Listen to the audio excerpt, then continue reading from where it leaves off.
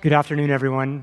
Thanks so much for having me here. My name is Alex Hutchinson. I'm a science journalist. At least that's what I call myself these days. I've actually had a bit of a checkered past. I started out as an athlete. I was a long-distance runner with the Canadian national team.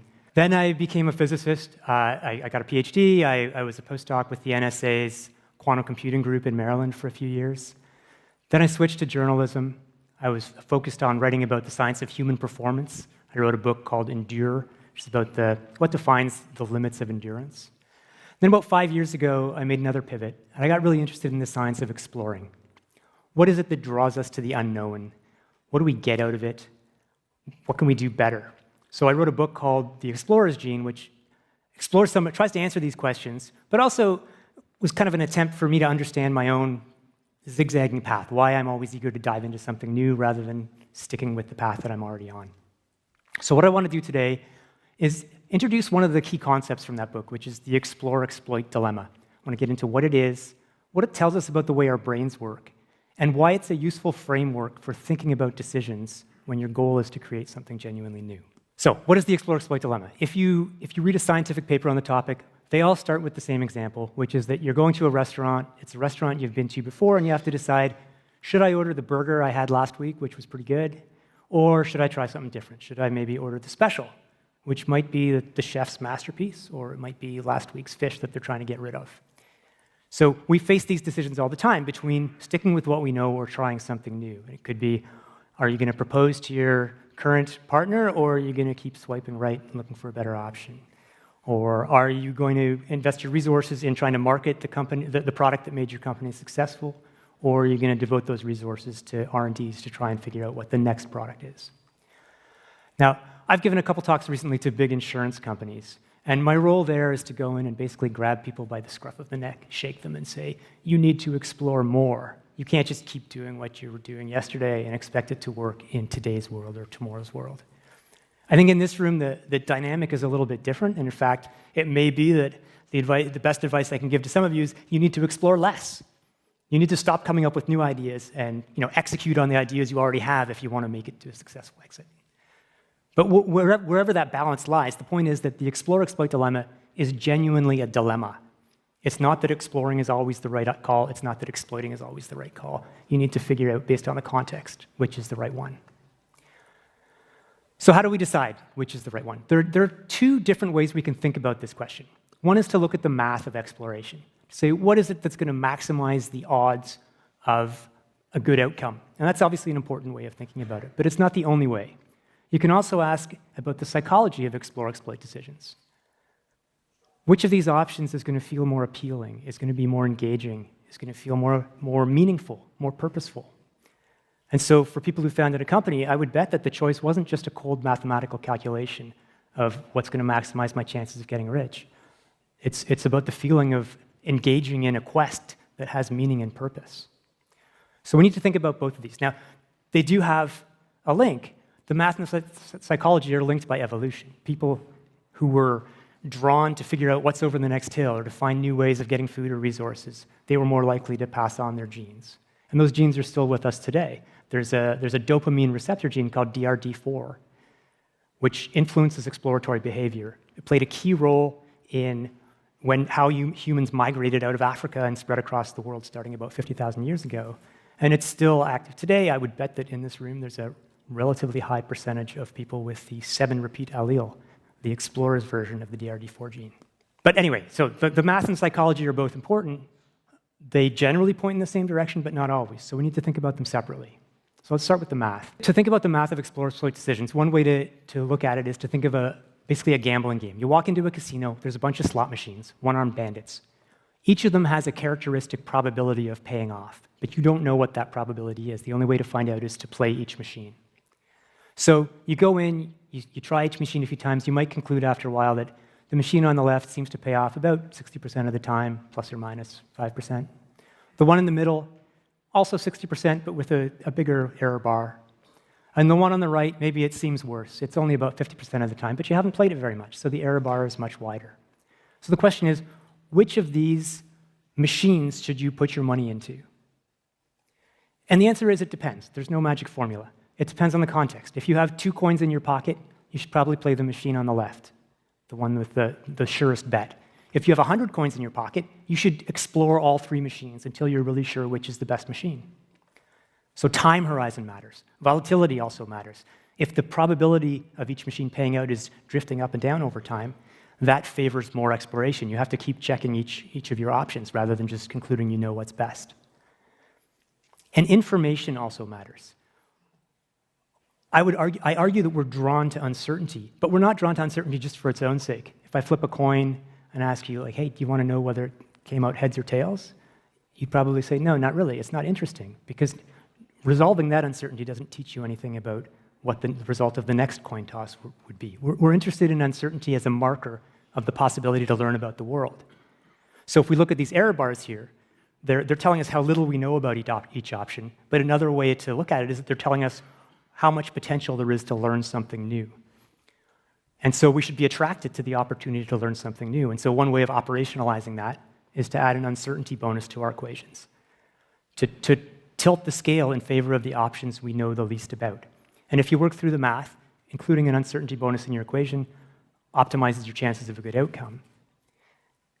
And what's also cool is if you watch people in the lab or in the real world, we instinctively seem to add an uncertainty bonus to our equations, or to our decisions. So if you look at a quick case study, 1.6 million orders from a food delivery company. As I said before, ordering food is like the canonical example of the explore-exploit dilemma. So if you crunch this data, you come up with some fairly obvious conclusions. We tend to like restaurants that are inexpensive, that deliver quickly, that have high ratings. Not surprising. But there are also some more surprising insights. We tend to like restaurants that are less explored. So if you have 2 restaurants that have similar price, similar delivery time, similar ratings, and one of them's been rated 5 times and the other's been rated 500 times, we're more likely to order from the one that's only been rated 5 times, which is counterintuitive to me. I don't know that I would have guessed that. But the idea here is that the restaurant that's been rated 500 times, we know it's a 4.1 star restaurant or whatever. There's nothing to learn. But the one that's only been rated 5 times could be the greatest restaurant in the world, and people just haven't discovered yet. So this is the uncertainty bonus in action. A couple other insights that are worth taking from this restaurant data. One is that exploration has a cost. If you order from a restaurant that you've never ordered from before, chances are you're going to get a worse meal than if you order from one of your favorites. So you're less likely to rate that meal as a 5-star meal. But in the long term, if you keep exploring, you will get better and better results. So you order from new restaurants. If it's a crappy meal, you don't order from that restaurant again. If it's a good meal, you add that to your stable of standard restaurants, and over time, you get a better and better roster of restaurants to order from. So this is actually an instance of a much broader truth about exploration, which is that if you look at it in the short term or as a one-shot deal, exploration often looks like a bad call, looks like the wrong decision. But in the long term, over multiple shots, exploration is what produces the best outcomes. Now, there's one deeper level of math that we can get to. I mentioned like dopamine receptors before. That explains on a superficial level why we explore. But why are we wired this way? So the grand theory of the brain right now in cognitive neuroscience is something called predictive processing. And this is the idea that we're not just passive like video cameras looking around and taking in information from our senses. The brain's role is to simulate and predict the world. And it's always trying to predict what's going to happen, and it's using its senses just to update its predictions and compare. And so the first rule of predictive processing is that we want to minimize surprise. That is, we want our predictions to be so good that there's as little gap as possible between what we think's happening and what's actually happening. And the problem with that commandment is that it suggests we should hate exploring. It suggests that if we want to be able to optimally predict what's going on around us, we should head into a closet, close the door, lock it, turn out the lights. Now we have perfect predictions about what's going on in the world. Absolutely nothing. And this is called the dark room paradox, and it kind of roiled the waters of cognitive neuroscience about a decade ago. And the resolution turns out to be that we don't just want to optimize our predictions of what's happening right now, we want to optimize our predictions about what's going to happen in the future. In order to thrive, we need to be able to anticipate what's going to happen. And that dictates that we should open the closet door, head out into the world, and learn as much as possible about it. And in fact, if you follow the math through, you find that this principle, the idea that we want to predict not just the present but the future, ends up dictating that we should seek out the options that we know the least about, or we should be preferentially inclined to seek those out. So the math of predictive processing leads right back to this idea of an uncertainty bonus. Now, predictive processing also has something to say about the psychology of exploration. So if we go back to a guy named Wilhelm Wundt, he was one of the fathers of modern psychology back in the 1800s, and he posited a general relationship basically between fun and effort. And it looks like this. So if something is really, on the left side of the graph, if something is really simple, obvious, predictable, it's not really that much fun. It's not really that interesting to us. On the right side of the graph, if something is totally chaotic, very difficult, very uncertain, that's even less fun. But there's a sweet spot in the middle of the graph. And what predictive processing says is that this sweet spot corresponds to the intermediate level of uncertainty that maximizes our ability to learn about the world. And so our brains are wired to prefer this optimal type of exploring where we can learn about the world. And in fact, it's wired so deeply that even little babies can find it. You can do studies with 8-month-old infants.